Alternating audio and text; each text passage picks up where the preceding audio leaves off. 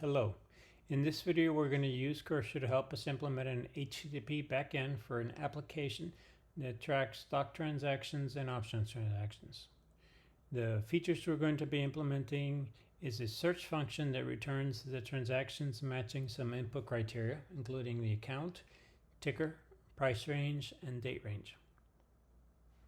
Our application is written in Spring, so the HTTP request is handled by a Spring controller. The controller parses the incoming HTTP requests and forwards them to the service. As you can see, all the parameters are annotated with the required equal to false, meaning they don't have to be specified in the HTTP request. And if they're not specified in the HTTP request, they'll come across as null values to the controller here, and then get forwarded onto the service as a null value. If we take a quick look at the service, we can see that it's currently just returning an empty array. So this is what we're going to ask AI to implement and see what it comes up with. Taking a look at the repository, this is the class that's responsible for interfacing with the database.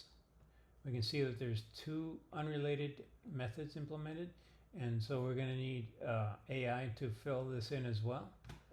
And finally, the stock transaction test class is also empty and needs to be implemented. All right, so here we are in the service method, and we know from looking at the controller that the HTTP request could be missing any one of these input parameters, in which case they would be coming across as nulls to the service. So we need to come up with some logic to handle the possibility that any of these are potentially null, and then forward to the appropriate repository methods. So let's take a look here. Control K gets us. So here's our prompt, and it reads: create the logic needed to handle every possible combination of input values, including null or empty arrays, and forward to the corresponding repository method. All right, so let's see what happens here.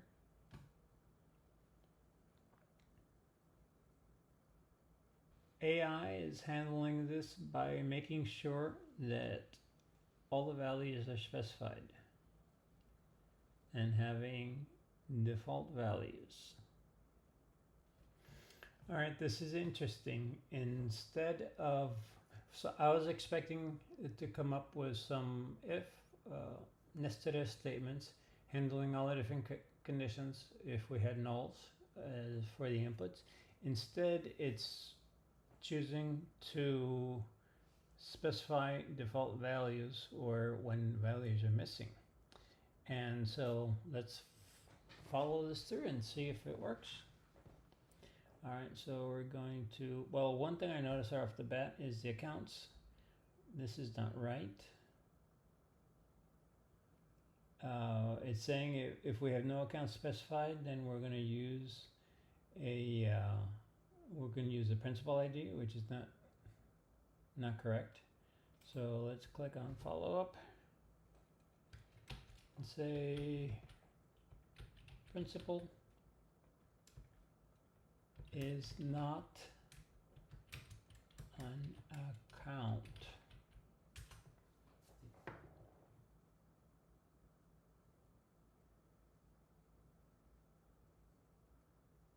Okay, let's see what it did in that case. It said, so it's switching to building a criteria, which is something that I haven't really done a lot of.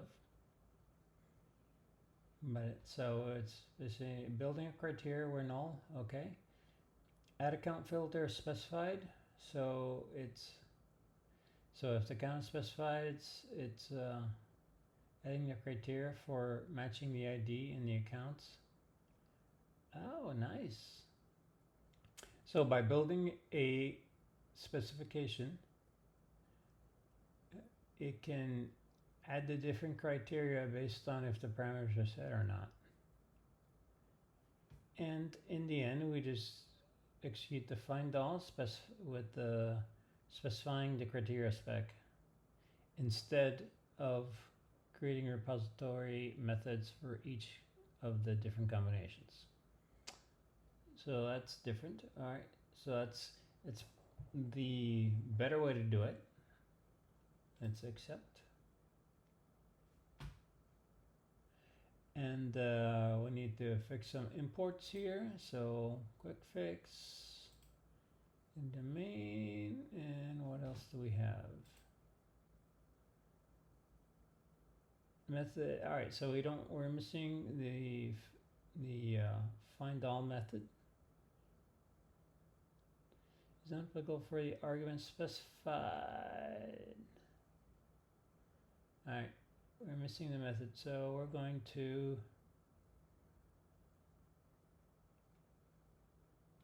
let's see what quick fix says. Remove arguments to match. Nope. Fix with AI.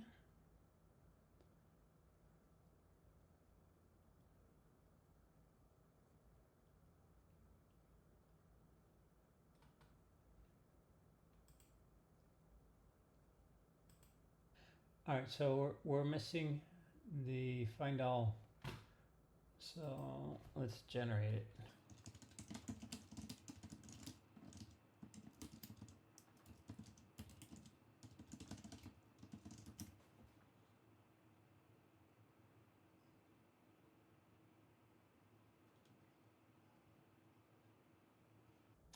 All right, let's go to the repository.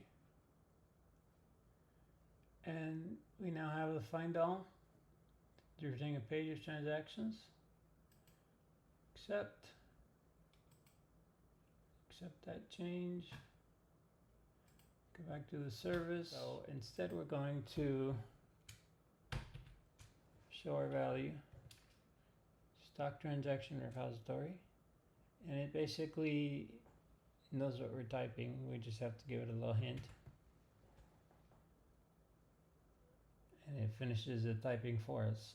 So, all right, so it doesn't like, so this repository is returning a page of stock transactions, and this method is looking for a list. So, get content. All right, now I want to see if this works. Now I could run it and do a lot of typing into a browser, all the different conditions, but the better solution is to create some unit tests. All right, so let's do that.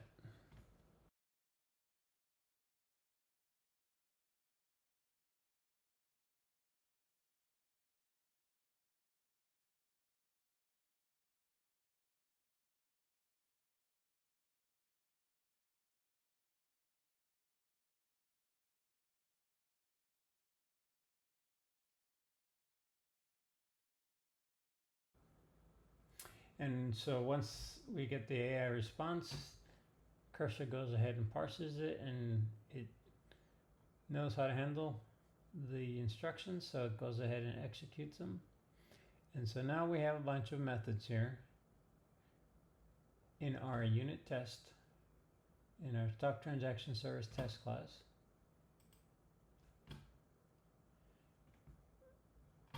Where, let's see, they should handle. Let's do accept the file. All right, so here we have all the test methods. I've collapsed the methods so we can just see the signatures. And I see that it's testing, it created test methods for each set of inputs.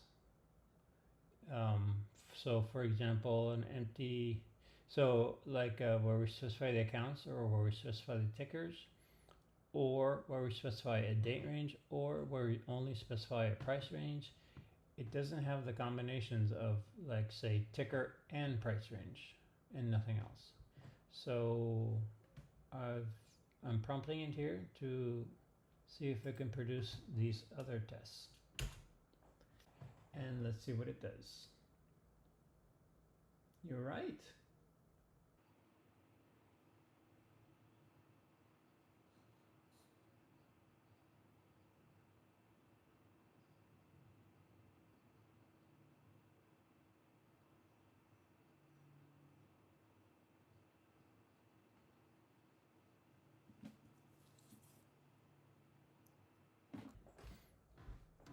All right, so it's working. All right, so I'm just gonna accept the file.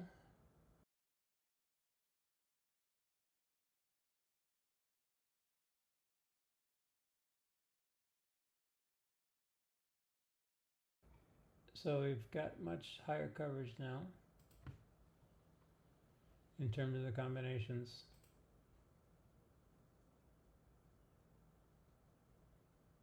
So we have with accounts and ticker, with account and date range, with accounts and price range, with tickers and date range, with tickers and price range, with tickers with date range and price. Okay. Run test in current file.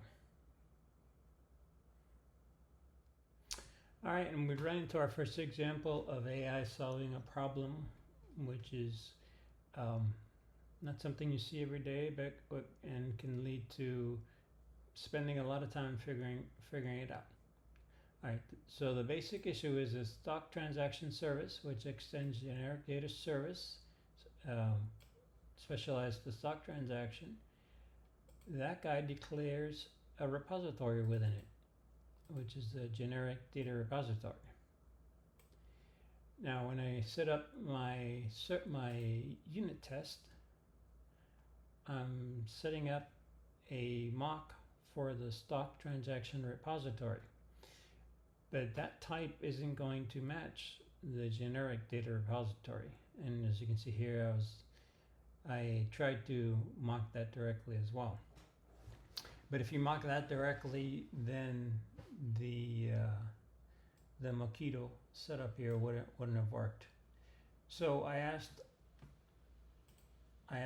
Cursor.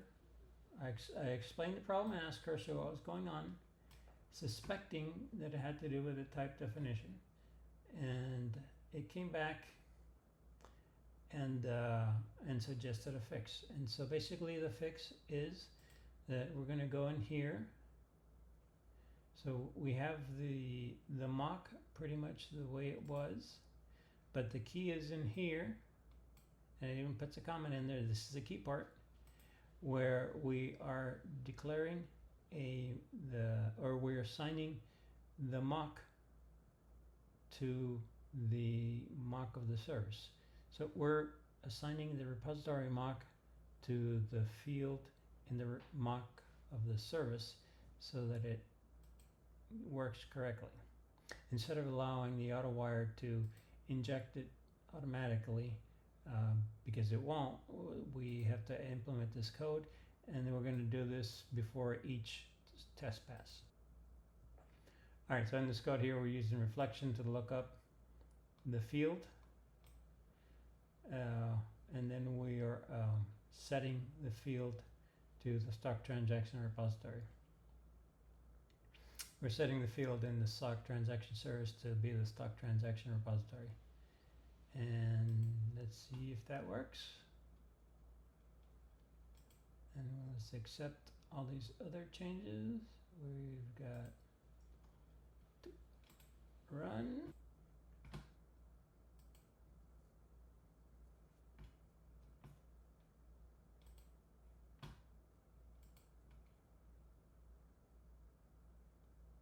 And now we have the field assigned.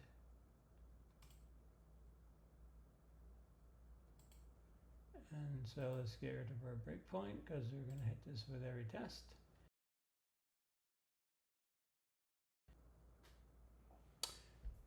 All right, so the final test that is failing here is search with null pageable throws exception.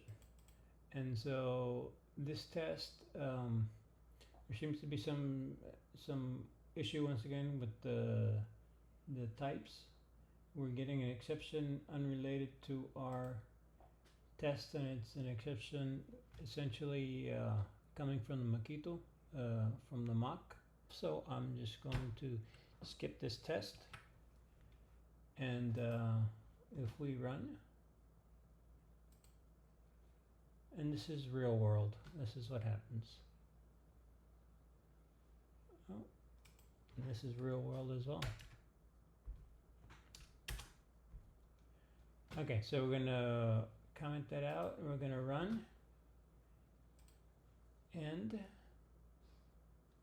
now we're passing all our unit tests. All green.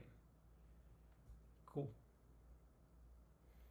Alright, so here we're going to open up an incognito window and we're going to hit the service, passing in filters for account equals to 3, and tickers 4 and 5. And you get a response. The account is 3, ticker ID 5 and 4. Let's try just the account. We get many more tickers, and if we remove the account filter,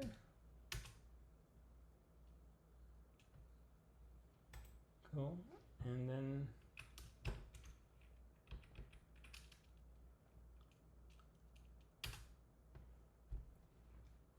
that's the full with all the parameters specified.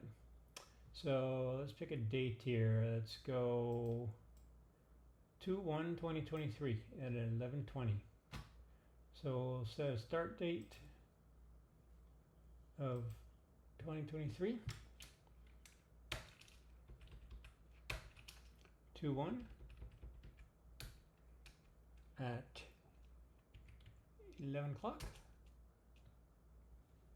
And it shouldn't match, and we do.